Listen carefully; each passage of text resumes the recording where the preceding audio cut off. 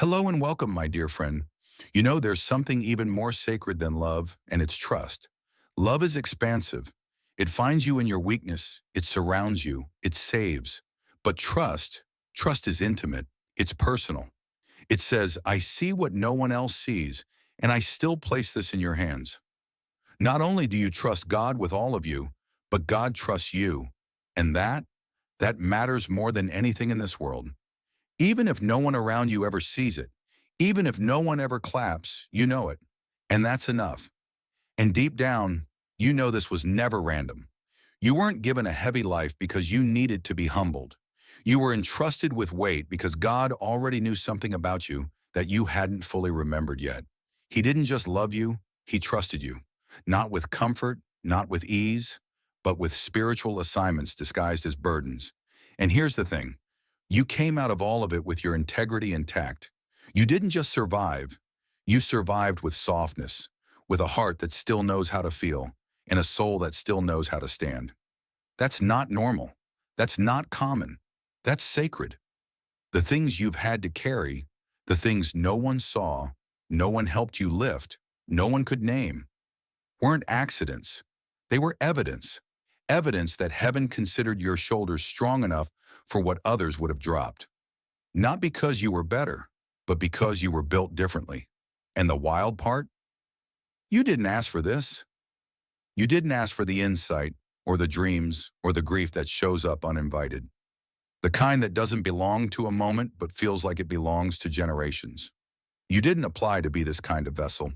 You were selected. So when people ask why you're different, why you pull back when the room gets loud, why your smile doesn't always mean ease, why you carry that strange mix of softness and steel in your eyes, it's because you've been entrusted with something sacred and you've learned how to walk without dropping it. You don't need to be told how rare that is. You've lived it. Years of emotional restraint, spiritual isolation, learning how to be your own witness when the room goes silent.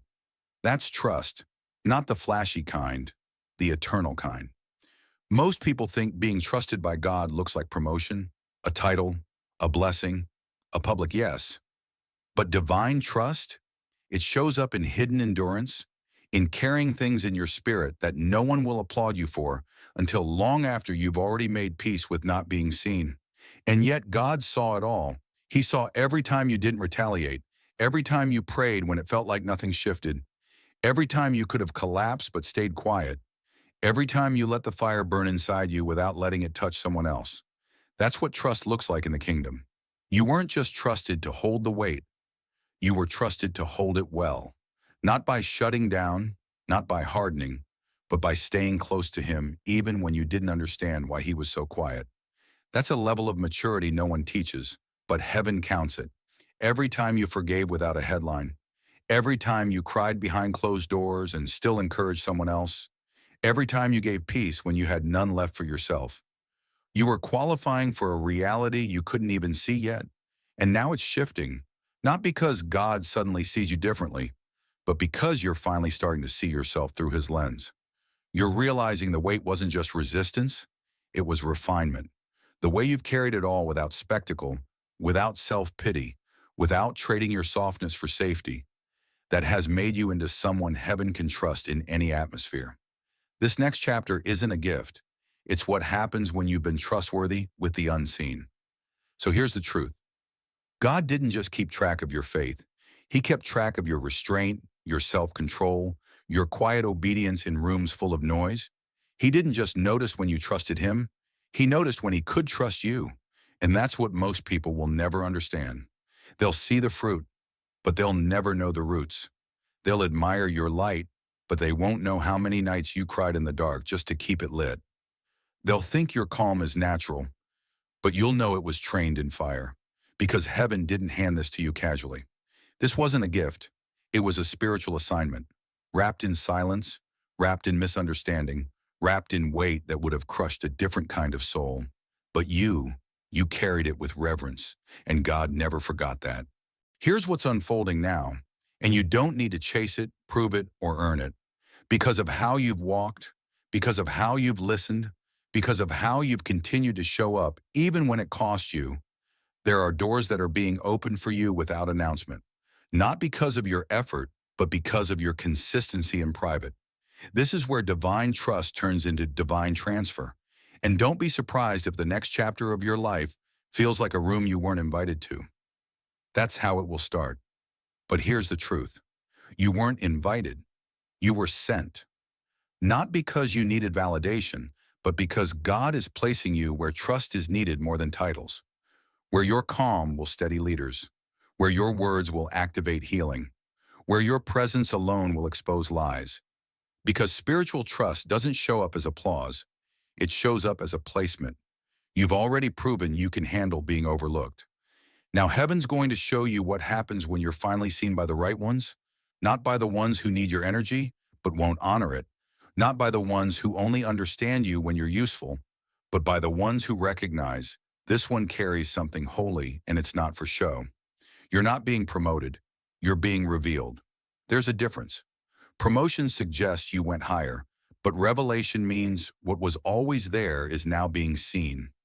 You've carried divine qualities for years, compassion that breaks generational cycles, discernment sharp enough to protect without ever using a sword, patience that most wouldn't notice until it saves someone else's calling. You've carried it in silence. Now God is saying it's time to move with the same authority, but without the same weight. Let me tell you something personal. The reason the warfare increased wasn't because you were going the wrong way. It was because the enemy recognized what you were carrying. He doesn't attack empty vessels. He attacks the ones carrying oil. And you were carrying more than you knew. But now you're no longer just carrying it. You're becoming it. This isn't just about surviving anymore. It's about stepping into your spiritual role, not for attention or applause, but because heaven whispered, this one can be trusted with more. So what do you do now? You walk with it. You honor it. You speak from it, but only when necessary. You love with it, but without rescuing people who haven't asked. You protect it, not because it's fragile, but because it's rare. You don't need to justify the fire in your eyes, or the tears in your prayers, or the way your presence unsettles people still addicted to spiritual surface. You know why you're here. You know what you carry. And more importantly, God does too. So if you felt like you were being watched lately, if you've sensed something evaluating your spirit, your tone, your thoughts, you're not imagining it. You've been in a divine evaluation room, not to disqualify you, but to confirm that your private alignment is now strong enough for public trust. You've passed. It's already done. The shift is in motion, and you'll feel it through a peace that finally doesn't go away when the world starts shaking. That's what divine trust brings, not status, stability. God doesn't just love you. He entrusted you with things fragile people would have misused. He trusted you with a spirit that could have gone bitter but chose reverence. He trusted you with silence, and you turned it into wisdom. Now he's about to trust you with more. Thank you so much for taking this journey with me. If you found value in this message, please like the video and share it with others who might benefit. Don't forget to subscribe and continue your amazing journey by watching one of the videos showing on your screen that resonates with you the most. See you there.